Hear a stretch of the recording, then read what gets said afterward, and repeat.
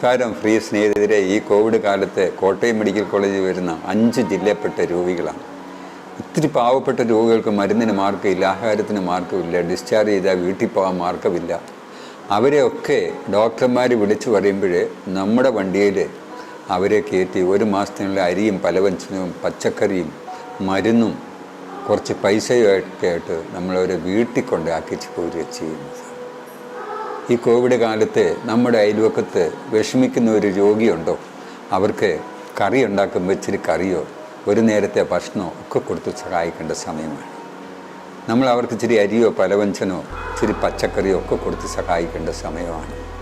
നമ്മുടെ വീട്ടിലിപ്പോൾ വല്ല കല്യാണമോ ജന്മദിനമോ എന്തെങ്കിലും വിശേഷങ്ങൾ ആഘോഷിക്കുന്ന ദിവസങ്ങളുണ്ടെങ്കിൽ നവജീവനോ അതുപോലുള്ള നമ്മുടെ അനാഥാലയങ്ങളിലെ അനാഥരായ ആ മാതാപിതാക്കൾക്ക് സഹോദരങ്ങൾക്ക് ഈ ചെലവിൻ്റെ ഒരു ഭാഗം ഭക്ഷണമായിട്ട് കൊടുത്ത് സഹായിക്കുന്നത് എത്രയോ നല്ലതായിരിക്കും.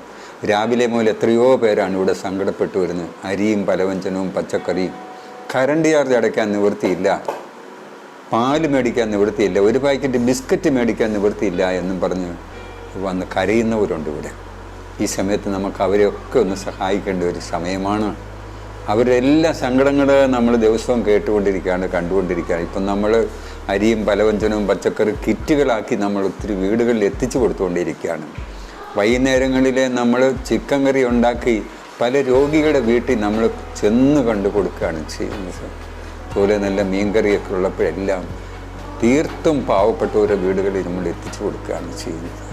ഈ സമയത്ത് നമ്മുടെ അയൽവക്കങ്ങളിൽ കഴിയുന്ന പാവപ്പെട്ട രോഗികൾ, ഒരു നേരത്തെ ആഹാരത്തിന് മരുന്നിന് നിവൃത്തിയില്ലാത്തവർ, 110 കിഡ്നി രോഗികൾക്ക് നമ്മൾ 3000 രൂപ വെച്ച് അയച്ചു കൊടുക്കുകയാണ്. വീട് സ്ഥലം എല്ലാം നഷ്ടപ്പെട്ടു 3,30,000 രൂപ ഉണ്ടാകണം. ഒരു മാസം നമുക്ക് 50 ലക്ഷത്തിലധികം രൂപ വേണ്ടി വരും. നമുക്ക് വിദേശ ഫണ്ടുകളോ ഗവൺമെൻറ് ഫണ്ടുകളോ പിരിവുകളോ ഒന്നുമില്ല. നിങ്ങളെപ്പോലുള്ളവരുടെ സഹായങ്ങൾ കൊണ്ടും പ്രാർത്ഥന കൊണ്ടും ദൈവം നൽകും. കോട്ടയത്തെ കച്ചവടക്കാർ നമുക്ക് എല്ലാ കൂട്ടവും കടം തരും. വഴിയിലിട്ട് മീൻ വിൽക്കുന്നവർ, ലോട്ടറി ടിക്കറ്റ് വിൽക്കുന്നവരെല്ലാം ദശാംശം മാറ്റി വെച്ച് നമുക്ക് തരുന്നവരുണ്ട്.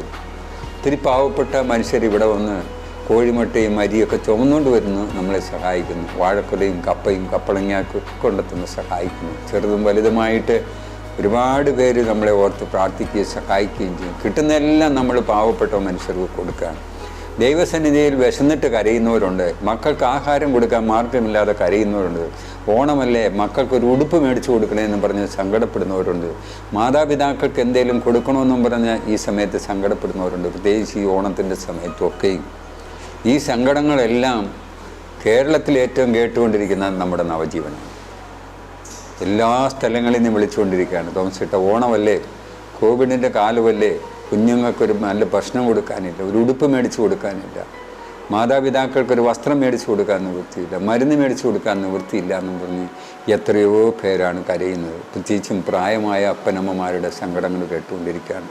നമ്മൾ വെള്ളപ്പൊക്കം വരുമ്പോഴും എല്ലാ ദുരന്തങ്ങളും വരുമ്പോൾ നമ്മൾ ഈ പാവപ്പെട്ട മനുഷ്യർക്ക് വേണ്ടി നിങ്ങളെപ്പോലുള്ളവരുടെ സഹായങ്ങൾ കൊണ്ട് നമ്മളെ സഹായിച്ചുകൊണ്ടിരിക്കുകയാണ് ചെയ്യുന്നത്.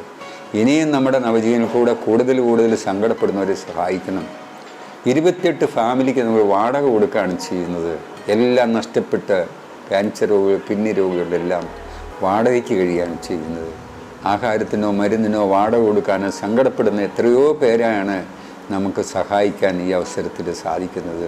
അതുകൊണ്ട് പ്രിയപ്പെട്ട സ്നേഹിതരെ, നമുക്ക് ഇങ്ങനെയുള്ളവരെല്ലാം കൂടെ നിൽക്കണം. അനേകരുടെ മരണങ്ങൾ നമ്മൾ TV വഴി പത്രം വഴി കണ്ടു. ഈ ലോകത്തിൽ നിന്ന് അവർ കടന്നുപോയി, നമ്മളും കടന്നു പോകും. വിദേശ രാജ്യത്ത് നിന്ന് ചിലർ വിളിച്ചു പറയുന്നു, വീട്ടിലുള്ള മുഴുവൻ പേരും കോവിഡ് മൂലം മരിച്ചുപോയി, വീടെല്ലാം തുറന്നു കിടക്കുന്നു, അവിടെ കട്ടുകൊണ്ട് പോകാൻ കള്ളന്മാരില്ല, അവരും മരിച്ചുപോയി. ഇങ്ങനെ അനാഥമായി കിടക്കുന്ന എത്രയോ വീടുകൾ നമ്മൾ ഇന്ന് അറിയുന്നു. മക്കളെ ഓർത്ത് കരയുന്നു, അപ്പനെ അമ്മയെ ഓർത്ത് കരയുന്നു. എത്രയോ പേരാണിന്ന് വേദനിച്ച് കരഞ്ഞ് ജീവിച്ചുകൊണ്ടേയിരിക്കുന്നത്. ഈ കണ്ണുനീരിൻ്റെ മുമ്പിൽ നമുക്ക് അവരോടൊപ്പം ഒത്തുചേരേണ്ട ഒരു സമയമാണ്. അവർക്ക് ഇച്ചിരി ആഹാരം കൊടുക്കണം, അരിയും പലവ്യഞ്ജനവും പച്ചക്കറിയൊക്കെ നമുക്ക് കൊടുക്കണം. അവർക്ക് വസ്ത്രമില്ലാത്തവർക്ക് ഇച്ചിരി വസ്ത്രം കൊടുക്കണം, മരുന്ന് മേടിക്കാൻ മാർക്കില്ല മരുന്ന് കൊടുക്കണം, വാടകയ്ക്ക് നിവൃത്തിയില്ലാത്തവർക്ക് വാടക കൊടുക്കണം. ഇങ്ങനെയുള്ള നമ്മുടെ എല്ലാവരുടെയുമായ നവജീവൻ്റെ കാരുണ്യ പ്രവർത്തനത്തിൽ നിങ്ങളും ഞങ്ങളോടൊപ്പം കൂടി നിൽക്കുക, ചേർന്ന് നിൽക്കുക.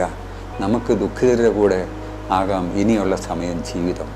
ദൈവം നിങ്ങളെ ഒത്തിരിയേറെ അനുഗ്രഹിക്കട്ടെ.